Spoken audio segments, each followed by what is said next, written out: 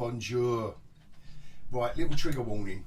You'd better turn away or switch off now, because this is a properly male, red-blooded male edition of Hogview.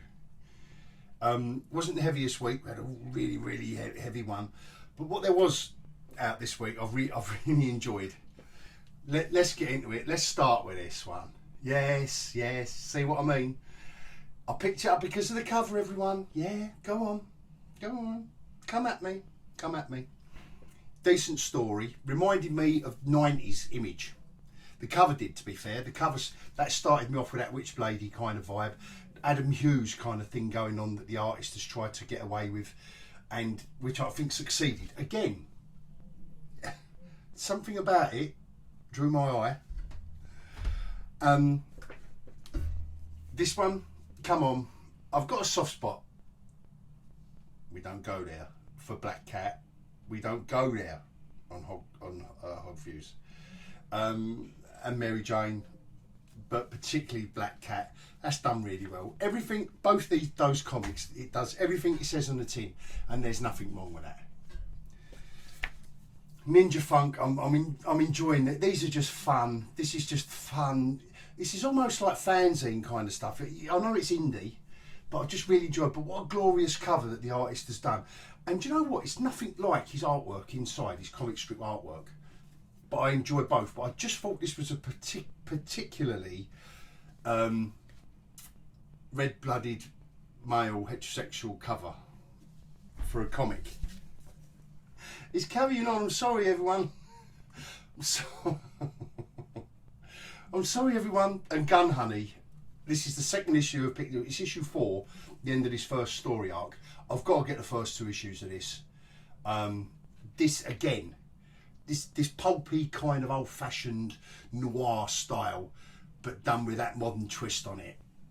And it isn't so modern a twist, to be fair, because it's just set in modern day. That's the only modern twist on it, because it's a pulpy. Again, it's a red-blooded American go at it. Anyway, that's. I've had my moment. So, and they're all 4 enjoyable books. They really are. They romp along, do everything they say on the tin. Issue 1 of this. This is fantastic. And Boom Studios and Image, and I know I keep saying it, but they really are doing some great creative. They're just allowing that these writers and artists and colorists and letterers to they're just giving them enough editorial moulding for like product wise, for sellability, and giving that oversight to it enough. But stepping back enough to allow them to let them breathe into these stories. And that issue 1, I'm thoroughly intrigued. I'm up for issue 2. That's all you want in a comic. You know, once upon a time at the end of the world, 2 people sitting in a boat, the waste in it. This. Look at this absolutely astonishingly beautiful cover. Beautiful in its simplicity. My comic of the week. And this story is unravelling. It's issue 3. It's unravelling at a slow pace. Junkyard Joe, first 2 issues really, they gave, issue 1 was Vietnam, where Junkyard Joe was invented, to be a soldier, blah blah. I won't go into too spoiler territory, but you need to know something. And then we're introduced, and it's kind of gone backwards and forwards, but this 3rd issue now, all the threads that they sewed from the beginning are all nicely gelling, and we're caring about the character. Jeff Johns, who isn't, and Gary Frank's artwork. Jeff Johns on the writing duties. And I know I say a lot that this could be a movie. And the kind of heart that Jeff Johns has put into the central storytelling of this tale is absolutely superb. Just an everyday, run-of-the-mill story, and how he's mirroring it with one of the main protagonists in it as well, and Junkyard Joe in the middle. I just think it is being so nicely executed, and yeah, you can kind of see where it's going, but we want it. There's nothing wrong with our expectations being rewarded. This is what we expect. This is what we want, but not done. It's done in such an original way with the central character of Junkyard Joe. It's an original idea, but done in a traditional way. And I tell you what, for me, that's my book of the week. Absolutely spot on. And then just some honourable mentions.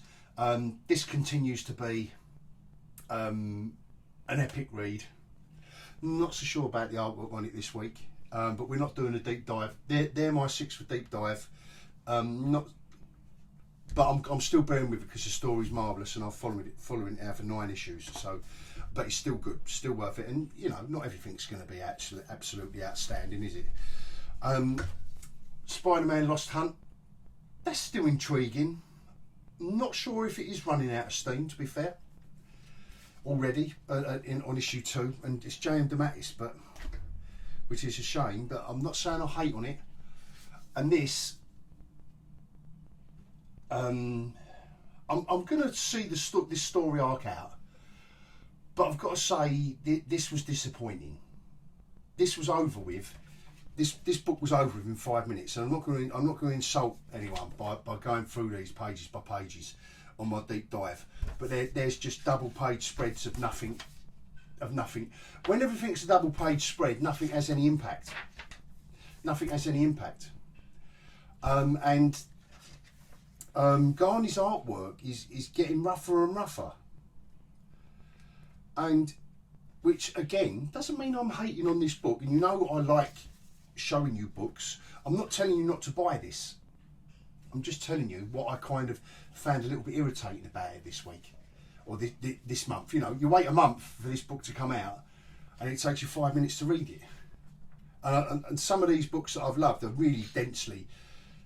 That they're over the top, to be fair, with tell not show, and this is the exact opposite.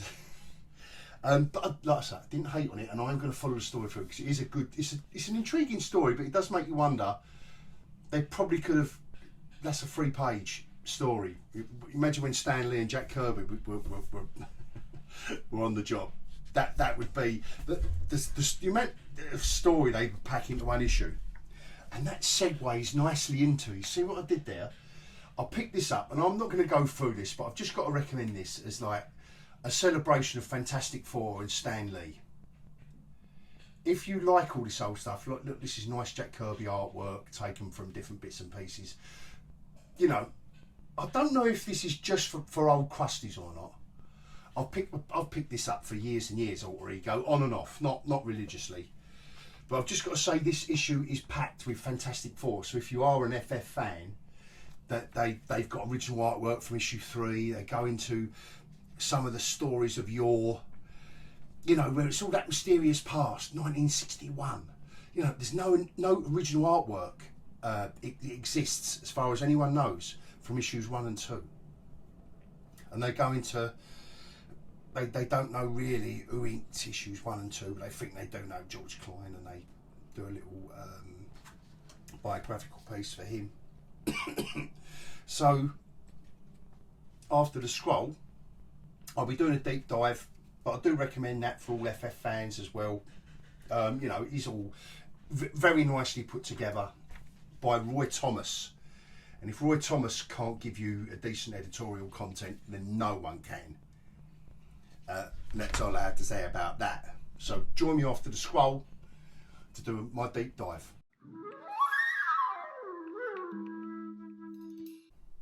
Okay, let's start off with Zenescope.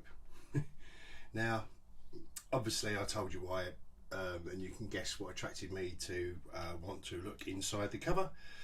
And I don't think there's nothing wrong with that. Come on, this is a business. This is the comic business, and Zenescope are designing their books to attract a certain audience. Now, there's nothing wrong with that, and this isn't as bad as I've got my tongue in my cheek when I'm saying there's certain attributes to this cover and the character that attracted me to it. But I'm not lying. But what I'm saying is, when you look inside, Dave Franchini, the guy who's written the story, and this is part of one shots and stuff, and what I can make out of this character, this isn't her first appearance or the first issue, this is just a one shot, and all these artists, Iga Vitorino, Rodrigo Xavier, Adriano Augusto, and Max Flan Araujo, just do a great job. And like I say, it did remind me of 90s Image, and maybe you know, their successors. This is very, very nicely done comics strips. This is very, very nicely done. Yeah, I know that, you know, but they're giving us what they want. This is the bad guy, you know, this frost giant, whatever you want to. He's obviously with a different name. He is the magical eagle. You know, all the tropes. You know, this is his daughter and blah blah. And then we're in real world, and we get a bit of the background characters and her mate and all that. And then she's in her old outfit. We get a little bit of history. You know, what issues we're going to kill. But this, like I say, this isn't exactly gratuitous. But it's nice to see. It's just nice to see a female superhero tackled head on without being. I mean, this isn't gratuitous. Come on. If male superheroes are all pecs and abs, then come on. Oh, she's got a pair of breasts, everyone. Yeah, great. And it's what attracted me. I know, but that's where I'm saying my tongue's in my cheek with the fact that, yeah, it attracted me to it. It's a bit witchbladey in its approach, and it just harkened back for me, but not enough to make it empty. There's a lot going on in this book. There's a lot going on for a one shot. This is why I'm recommending it. This is why this is first up. The artwork is very nicely done by everyone. Very nice, and so is the colouring, so is the lettering, because the way they've structured the storyline with her, you know, these blocks here coloured in that way is her in a monologue rather than fault balloons. So there's a lot going on for the letterer and all this stuff. Between the colour of the letterer and all the artists, this is just really nice, and it's packed. Look at every panel. Every panel is packed. There's nothing wasted. I just think this is really nicely done. This is just a nice job. A comic that deserves your few, you know, your hard-earned money. And it isn't gratuitous. I know I kind of led you all along with the cover, but yeah, okay, it's two female. It's a female bad person, and it's, you know, he's the baddie. I won't say too much else, and you know, the story rocks along. There's so much story in here. Really did enjoy it, and it's just a self-contained story in one issue. Really enjoyed it, and I recommend that one. And I will be trying out a few more Zenoscope issues, because what I did do is I did assume by the covers of some of their books that they was just going to be what I thought they were going to be, and I was wrong. And here we go, and the same again with Black Cat when she's done well, and MJ. You know, when this is just a good duo. And I know it's not very politically correct. You know, there are certain sectors of our society that just. But when a good artist gets hold of this character, I just think the pages just. I don't know. I just think there's something about certain characters. A bit like Harley Quinn. I know it's another female character, but that lends a dynamism to it that suits the Spider-Man books as well as her on her own. And you know, she's a great female foil for Peter Parker with her character and how it's progressed. And look at MJ, oosh.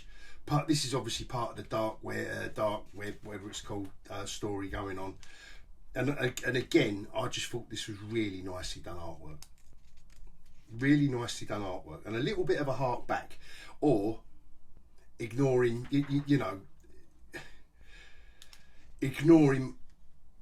certain modern trends. I just really enjoyed it. Two women characters. I mean, you can't get more women, and you know, they've got a little bit of something in here, and I just think this is just really nicely done. Even these facial expressions are a little bit McFarlane-esque, to be fair. And again, this is this section of the story involving these two characters. I really did enjoy it. It's one of the light-hearted issues, but I know I did say last week that they're in danger of being too light-hearted with it. But we'll see. This was delightful. This backup strip is just one sketch. It's one joke. It's a joke. The Mask of it is so Jed MacKay. I don't know what else he's done. You know, I don't know if everyone's screaming now saying, "Oh my God, he's done tons of stuff." And I don't know if this is a tryout for the artists and all the rest of it. But this, I'm not going to show any more because it might reveal the punch. Yeah, it might reveal the punchline. But anyway, she's travelling through time. What I will point out is, look who she's kissing here. Look, and meeting the most interesting people. Look at this blue suit with the red cape, but the yellow emblem and the black mask, like, you know, Nightwing, Superman, Batman. I don't know, in kind of like a what was it? What was the film? The Quentin Tarantino film. In that setting, like with all these, and that's just one panel. You know, we've got dinosaurs here, and oh, I forget what Moon Boy is it. And then, oh, you know, Black Cat. Oh, you know, this is very modern panel. Here we go, all kissing boys, kissing girls. All right, Black Cat, but it doesn't stop the story. And then, like I say, it's the one I won't show anymore because it spoils it. It's just that was really nicely done. Just this little backup. This is more of the same. I won't do too much of it. I just thought that this Tyler Kirkham, whose artwork's inside, you wouldn't think that this was the same artist when he does. So that's his cover, which I thought was really, really nice. It was just a great, and obviously I bought issue 1 of this, and then you match it up with his artwork. But all power to him. But I'm not saying anything against it. That's why I'm doing a deep dive in it. You know, you've got very Brendan McCarthy-esque inspired kind of character designs here. This reminds me of some of the weirder stuff Brendan McCarthy did back in the day. You know, whether this young guy is aware of Brendan McCarthy or not, I don't know. And the story about the last seeds for weed, I thought was, you know, it just involves that. But yeah, you know, there's not a lot more to show about that, to be fair. But I just thought, again, if you're in the business. If you're in the business of trying to sell comics, and you know, the book industry has been doing it for years with covers and the blurb on the back. It's about time the comics industry. And here we go. I love these covers for Gun Honey. And now this, if you want gratuity, well then, you just hold on to your hat, because this is a setup. There are security guards. They've obviously gone to a show. And the show is the pool number, and they're focusing on the pool, as in the swimming pool number. And here we go. The assassin, here she is. She's part of the part of the troupe, but obviously packed her gun as well. All goes wrong, and we get a fight with two topless female characters. Look, it's all going on. This is what we want, isn't it? Hey, this is what we want. But then we're back. Like after this, all right, one more gratuitous shot, then a bit of a Pulp Fiction kind of shot. But pulp is the right word. Then we're back to the pulpy element of this storyline, and it is. I know I am being a bit frivolous with the tits and arse this week. Forgive me for that, because it just seemed to be that I picked up 4 comics that was all involving tits and arse. But this book is well, all the books are better than that. They aren't just about that, but they give you a bit of it. And then that's their hook to get you into the story, into the grit of the story, and the trick that's played. You know, the booby trap, etc. And yeah, it's just part of that pulpy tradition, that pulp noir tradition of these characters and how they interact with the world around them. That I'm really enjoying this. Really enjoying it. You know, if you like, and I do like Pulp Fiction, not the film, I mean the actual Pulp Fiction, and they do some wonderful covers, don't they? So right, that is enough TNA. This issue 1 this week. Again, another glorious cover. This is what caught my eye as a cover. When you think about these fish, God knows what they're spitting. Is that acid? Acid rain, the little love heart in the umbrella. I just thought this was a glorious. When you take in the title, Once Upon a Time at the End of the World, and think about what's going on, and the colour of the water they're in, and I just thought this was really, really nice. And Jason Aaron's on the writing duties.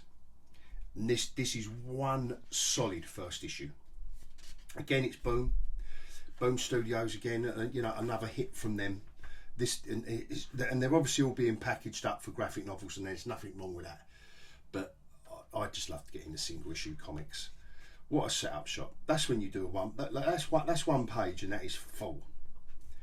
You know, not continually gratuitous double page spreads, and we are reeled in. We're reeled into the story. Little bit of mystery. Who is this character? Who's talking it? You know, who's in a monologue is this? Then the other character that this one comes into interaction with, and then through their interaction we're learning about the world, and just enough about it, not too much. There's no exposition about it. It's obviously post-apocalyptic, but it's done in such a way, and it's this lovely artwork. This, and again, I don't know if this is really on vogue at the moment, but this European style of art and colouring, and I know I keep saying the European style because this isn't a typically American comic book style, which probably wouldn't suit these independent storylines and these kind of quirkier ideas. And it just does enough to set up to set up this post-apocalyptic world, but they haven't revealed anything of it yet. It's just about these two. Mace and Esmeralda. Boy, girl. Simple as that. Boy, girl. And where they go with that, I don't know. I won't go on anymore because it kind of, you know, there's a little bit at the end, which I think was really nicely done. Very, very nicely done. You can tell that Jason Aaron, you know, he knows his craft now, the bloke. And here we go. This is my beauty of the week. My top book, and I just thought this cover, and we're in December now, you know, winter's starting, and I just thought, what a beautifully evocative cover for a comic. This is a comic book. You know, if you're going to approach it from a really cynical angle, and you know I'm not cynical about comics, just how detailed and beautifully done it is, just enough. I thought, this is glorious. I really did think it was a glorious cover. And again, it's an issue 3, but if I hadn't picked up issues 1 and 2, I was all day long going to pick this. I was all day long going to pick this comic up. And this will be a quick flick through because we're introduced to this character last month and this family. This is the dad, and this guy has written a comic strip about. He's a cartoonist who's used Junkyard Joe. He met Junkyard Joe in Vietnam in issue 1, but they're not telling us all the whole story. They are not telling us the whole story. All they're telling us, you know, we've got this, you know, Junkyard Joe chapter 3. Suddenly we're back in Vietnam again. Here he is, and then we're back to modern day. It is very, very beautifully done, and Gary Frank. The style that Gary Frank has settled on with this, without an inker, he's inking himself. You know, it reminds me a little bit of Liam Sharp. Liam Sharp, I think, rather than keep going on, maybe even a little bit little bit of Mobius in there. He's really developed his style beautifully, I think, Gary Frank, really. And I've liked his style from the start, and he's had some good inkers on him, but it's never been quite like this. It's never been quite as gritty. This is kind of a bit, it's got a bit more gritty. It's not as slick like the superhero stuff that I know him for. This is nice. And there's a lot of this family interaction stuff in this issue. A lot of it. But I've got to admit, I'm in. I am in. And like I said in my intro, you kind of know where this is going, in a way. And I don't want too much veering off of where they're going with it, if that makes sense. They are just giving us enough. You know, the new kids, this bloke has moved, you know, his wife has died around the same time as the other main character's wife has passed away. You know, different age ranges, obviously, and the kids are involved. She knows who he is, you know, this comic creator, because she's creative herself. You know, all typical tropes. All typical tropes. Mixed race kids going to school. You know, his wife was of Asian, Korean origin, so they've mixed that in there as well. And they come home from a bad day at school, and other things are going on. You know, I'm not going to explain everything. And she, you know, this is the one that we're kind of being